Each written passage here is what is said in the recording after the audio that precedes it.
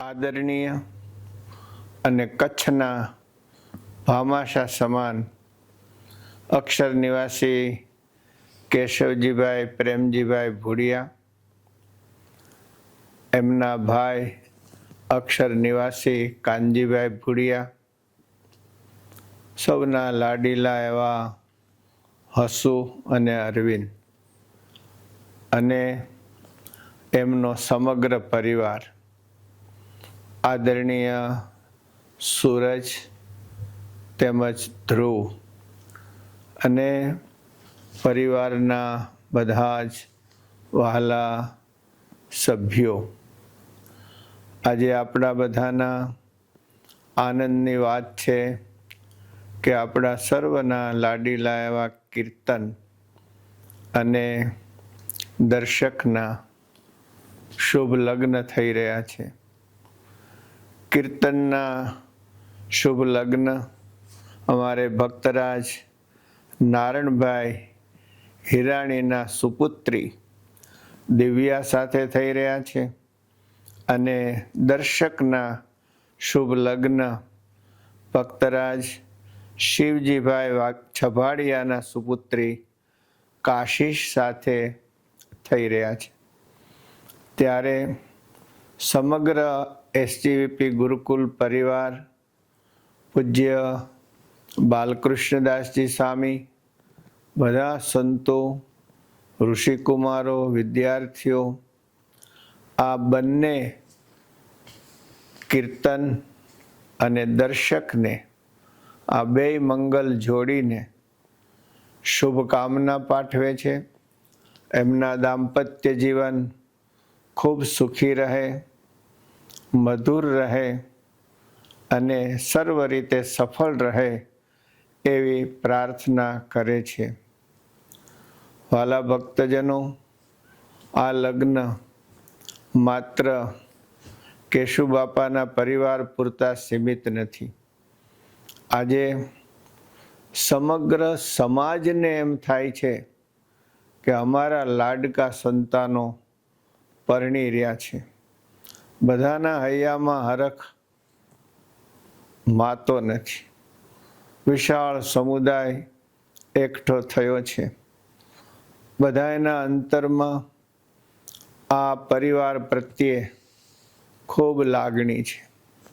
આ પ્રસંગે કીર્તન અને દર્શકને, દિવ્યાને અને કાશીશને અમે એટલું જ કહીશું કે લગ્ન એ બે શરીર નહીં, બે આત્માઓ જોડાય છે, બે પરિવાર જોડાય છે, બે સમાજ જોડાય છે. આપણી ભારતીય સંસ્કૃતિની દિવ્યતા એ છે કે એક જ બ્રહ્માજીના શરીરમાંથી સ્ત્રી અને પુરુષ થયા છે. બંને સમાન રીતે પૂજ્ય અને આદરણીય છે. જેટલા આદરને પાત્ર પુરુષ છે, એટલા જ આદરને પાત્ર સ્ત્રી છે. મનુ મહારાજે મનુસ્મૃતિમાં લખ્યું છે કે જે ઘરમાં નારીને સન્માન આપવામાં આવે છે, ત્યાં દેવતાઓ જેવા સંતાનો અવતરે છે. આપણે ત્યાં શિવ અને પાર્વતી, આપે જોયું હશે, અર્ધું સ્વરૂપ શિવજીનું હોય તો અર્ધું સ્વરૂપ જગદંબા પાર્વતીજીનું હોય. વિશ્વની કોઈ સંસ્કૃતિમાં તમને આવું અર્ધનારીશ્વર સ્વરૂપ જોવા નહીં મળે. વેદમાં જેટલા ઋષિઓ થયા છે, એટલા જ વેદને જાણનારી ઋષિકાઓ થઈ છે, જે મંત્ર દ્રષ્ટાઓ હતી. વાલા ભક્તજનો, આપણે ત્યાં સ્ત્રીઓને પૂજ્ય માનવામાં આવે છે. મારે કહેવું ના જોઈએ, વેસ્ટર્ન કલ્ચરમાં સ્ત્રીને ભોગ્ય માનવામાં આવે છે. See the difference. આપણે ત્યાં માં છે, બેન છે, દીકરી છે અને સતી પતિવ્રતા નારી છે. આપણી ભારતીય સંસ્કૃતિ સ્ત્રીઓને આદર આપનારી સંસ્કૃતિ છે. જ્યારે લગ્ન થાય છે ત્યારે 4 ફેરા ફરાય છે. મનુષ્ય જીવન ભગવાને 4 પુરુષાર્થને સિદ્ધ કરવા માટે આપ્યું છે: ધર્મ, અર્થ, કામ અને મોક્ષ. આજે દુનિયા માત્ર મેળવો અને ભોગવો પાછળ પડીને સંઘર્ષમય જીવન જીવે છે. આપણા ઋષિમુનિઓએ પહેલો પુરુષાર્થ ધર્મનો લખ્યો છે. ધર્મમય જીવન જીવો, કર્તવ્યોનું પાલન કરો. મારો પરિવાર, મારો સમાજ, મારું રાષ્ટ્ર, એના પ્રત્યે મારી શું જવાબદારી છે એને સમજીએ. હું બીજાનું શું ભલું કરી શકું એ સમજીએ. સંપત્તિની બધાને જરૂર પડે છે, પણ એ ધર્મથી મેળવાય, ધર્મને રસ્તે વપરાય. આપ બધા સાક્ષી છો કે આ પરિવારે મેળવું એ બહુ મોટી માત્રામાં જરૂરિયાતમંદો માટે વાપર્યું છે.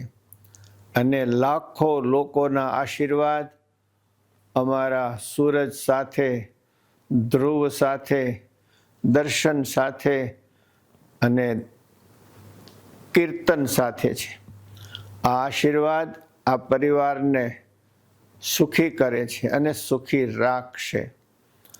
મોક્ષ પદાર્થ સાધારણ નથી.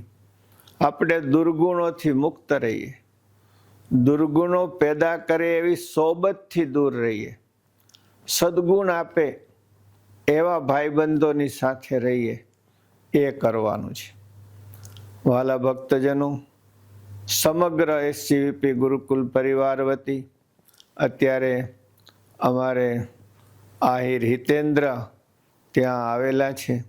એમની સાથે પૂજ્ય બાલસ્વામીને અમે આશીર્વાદનો મોમેન્ટો મોકલેલો છે. એમાં ધન્ય ગ્રહસ્થાશ્રમ કોને કહેવાય એના બધા સૂત્રો લખેલા છે.